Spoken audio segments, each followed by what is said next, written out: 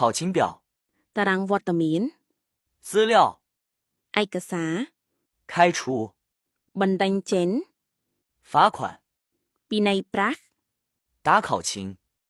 ស្រង់វត្តមាន 工资单 ក្រដាស់ប្រាក់ខែ 代表 តំណាង 代替人 អ្នកជំនួស 请帖 លិខិតអញ្ជើញ 健康保险 ធានារ៉ាប់រងសុខភាព 社会保险 របបសន្តិសុខសង្គម 体检书 បានពិនិត្យសុខភាព 劳工证 សៀវភៅការងារ 办手续 បំពេញបែបបទ 合约 កិច្ចសន្យា 缺席 អវត្តមាន 出席 វត្តមាន 试用期 ពេលសាក់លបង 劳工局 មន្ទីរការងារ 劳工法 ច្បាប់ការងារ